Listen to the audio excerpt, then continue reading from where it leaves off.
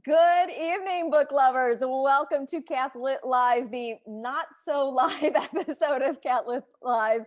I am your host, Amy Cattapan, pen name AJ Cattapan. A little bit different tonight. Leslie Lynch and I tried for about 20 minutes to get ourselves live on Facebook with Be Live, but we were having some technical difficulties. So we have moved to plan B. We are recording this and then we'll get it out to you as soon as possible. So if you're watching this, we worked through our technology issues for tonight. If you haven't watched Cath-Lit Live before, let me tell you what this is about. Just really quickly, I do interviews with members of the Catholic Writers Guild who have new books releasing. And today we're actually talking about a new audiobook by Leslie Lynch. So let me tell you a bit about Leslie. She writes gripping stories that delve beneath the surface. She's had 3 full-length novels published: Hijack, Unholy Bonds, and Opal's Jubilee, as well as 2 novellas, Christmas Hope and Christmas Grace. She's an occasional contributor to the Archdiocese of Indianapolis's newspaper, The Criterion, and holds an MFA in creative writing from Spalding University in Louisville. Her work has been included in various anthologies. Please help me welcome to the show, Leslie Lynch. That's just so much fun. You know, I watched, when I was a kid, the greatest thing was when my parents would let me stay up after the 10 o'clock news and Johnny Carson would come on. I mean, I was young, right? Okay. And so I would just try to like melt into the carpeting and hope they would notice I was still awake so I could watch, the Tonight Show. So I thought, don't we all have these dreams of going on these late shows and talking, right? Oh, it's great. Well, I've never gotten applause like that, so that's just fun. Yeah, we got to have a little fun with this. Well, thank you for joining me tonight, Leslie. Well, thank you for having me, and thank you for your patience as we tried to work through all these technical difficulties. But we got to find a way. We're going to find a way. Well, because we want people to hear about your book. So Unholy Bonds is the book. Now, it's really a book that's been out for a while, but you've got an audiobook version of it out. We'll talk about how that all came to be in a little bit. But for right now, just give us our elevator pitch. What is Unholy Bonds about? Unholy Bonds is actually a sequel, although it is a standalone. It's written to be a standalone book. You can read it by itself. But it is about a young woman who has come to grips with a violent rape that occurred, and she has faced her the rapist, and he is now headed for prison. And she thought that that would give her all sorts of closure, and it has not. And as a newly married young woman, she finds that he's kind of in bed with her and her husband, and they begin having some cracks in their marriage. So the book is about her attempt to really come to some sort of acceptance, or not really acceptance, because you can't really accept a violent act like that, but to come to some sort of peace about it. And that is what the book is about. It sounds like a story of healing, right? I mean, she has to heal spiritually, emotionally, you know, after getting past the whole physical act. There's more healing that needs to be done. Yeah. Okay, well, that is gripping. So tell us about the themes then. Is healing a common theme, or what themes do you often come up with in your books? I often come up with healing of some sort. There's almost always, well, there is always some sort of an overlying or underlying difficulty of some sort that the characters are trying to deal with. In this case, obviously, we've got the rape.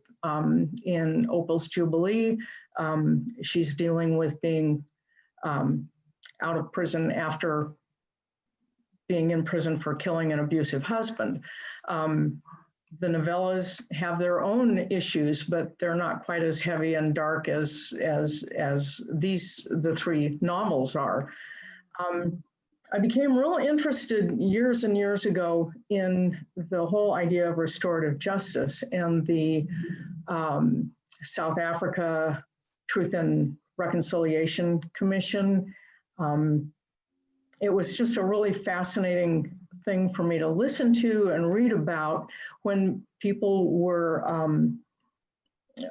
trying to deal with these horrific acts that had been foisted upon them, and requiring the perpetrators to acknowledge and have some sort of recompense. And the way I have come to understand it is that I really think that restorative justice as a movement is just really kind of a very step-by-step codified way of forgiveness and coming to that place. And I think that people need to understand that forgiveness is not saying it was okay, or I'm okay, don't worry about it. That's not what forgiveness is. It's not all sweetness and light. I think forgiveness is really, really hard work, and it's an act of will. It's not an act of, it's not an emotion, put it that way. Yeah. Yeah, you have to make a choice, right? Right. It's more, Yes. it's a Yes, choice. it's a choice. Like love, right? And people want to always, say love is just always just a feeling, but you're making a choice when you love somebody. You're choosing to love them. So is that where you came up with these themes? Is when you started getting involved with this restorative justice? Is that how you got into this? Yeah, that was part of it. I mean, I listened to NPR one time, and well, several times actually, and back in the, probably in the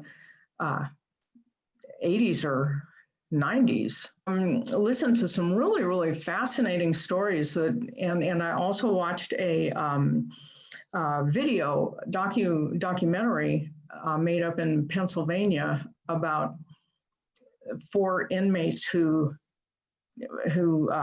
did horrific crimes, awful things. All of these were, and how the people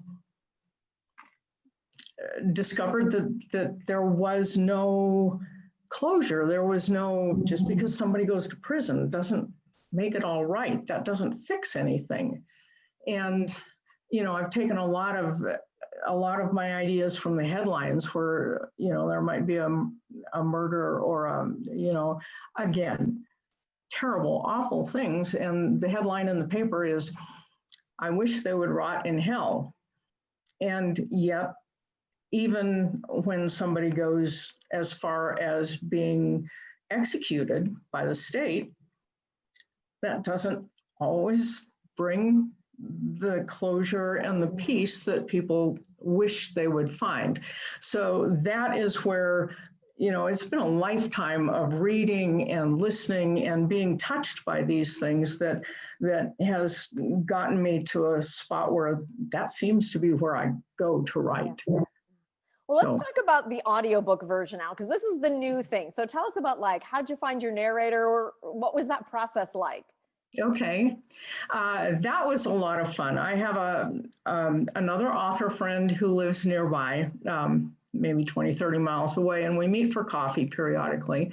And she met this gal who, by the name of Carol Dines, and Carol worked for the American Printing House for the Blind for 20 years, I think, or so. And so she is one of the voices that the blind hear when they get an audiobook to listen to. And the American Printing House for the Blind has very strict codes as to how they produce their work. And Carol wanted to do some more creative things, I think. And she was wanting to break into the business, and she and Sandy, I don't know where they met. I don't know, but they did. And then she and Sandy did an audiobook together. And then I thought, well, I think I might try that too. So I have worked with her, and my first book, Hijacked, is in audio form, and so are both of the Christmas novellas, Christmas Hope and Christmas Grace. I had kind of waited on tackling this one because Unholy Bonds is kind of long, and I thought, hey, that one's going to be expensive. Yeah. It's a lot to record. Yeah, it is a lot to record. But she has done an absolutely fantastic job on it, and I really hope that she chooses to enter it in some audiobook competitions. I would love for her to do that. I think that some of the really fun part of doing this is because I'm independently publishing all of these things.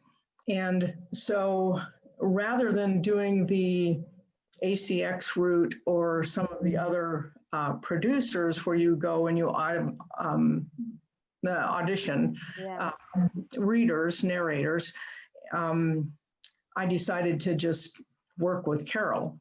But it's a lot of fun because I get to listen to everything she does, and I'm her editor. And the tables are turned a little bit there, huh? And it's real fun because every once in a while, probably 97 or 8% of the time, I don't have anything to say. It's just wonderful. But every once in a while, I will say, well, you pronounced this name this way, and then a chapter later, you pronounced it differently, and you need to fix that. Or she had bronchitis at one point, and I said, there's this word that you sound sort of bronchitis-y with, so maybe if you could just fix that. So that part of it's been fun. The other part that as a writer has been extraordinarily painful is both fun and painful, listening to somebody else read your own work. Yes. As writers, we are urged to read our own work out loud so that we know what it sounds like. But I know what I mean. I know the inflection that I expect. And when somebody else reads it out loud, they don't know what I'm thinking. So it's their interpretation. And it's really, really fun. And it's also painful because you hear all of those things that you didn't hear when you did it yourself. And it's like, oh. My first book was Angelhood was turned into an audiobook, and it was an interesting experience to listen. The narrator did a lovely job, but there were sometimes I went, oh, if I were doing the audiobook, that's not quite how I would have read it. Yeah. Well, where can people find more about you, Leslie? If they want to find about you and your books, what's the best place for them to look for you online? They can go to my website, which is my name, leslielynch.com. And I'm on Facebook as Leslie Lynch Writes. I don't do a whole lot there. I do more on my personal page, but I do some there. And in terms of the audiobook, I would like to say that perhaps because of the coronavirus, I'm not sure. It seems like the distributor is getting it up, but a little bit more slowly than I had hoped. So I just wanted to let people know that the audiobook right now is available at audiobooks.com, at Google Play and Scribd, and it's also in libraries on Overdrive and Hoopla. And I'm sure that Audible and all the other retailers that people use, they will come in shortly, and as they do, when I get the full list, I will definitely announce it. I will be able to have some codes to give away to people who would like to have free copies. So watch my Facebook page, because I will announce it there. Excellent. Excellent. Well, thank you so much for joining me tonight, Leslie. It was a pleasure talking with you. It was a pleasure talking to you, Amy, and I'm just so delighted that you're doing this for all the authors. And I'm really honored that I got a chance to be one of them. Oh, thank you so much. All right. Well, that was wonderful to talk with Leslie Lynch. Thank you all for joining in for another episode of Cath-Lit Live. If you would, please, if you haven't, consider subscribing to this YouTube channel. I forget where the button is. I would like to be able to do a lot more of these episodes, but in order to do that, I've got to kind of unlock the next level of YouTube. So if you could please subscribe and follow along and watch some of the other episodes, feel free to comment, share with others. The more subscribers I get, the more things I can do with this and the more episodes I will be able to bring you. So until next time, happy reading, everybody, or in the case of Leslie's book, happy listening.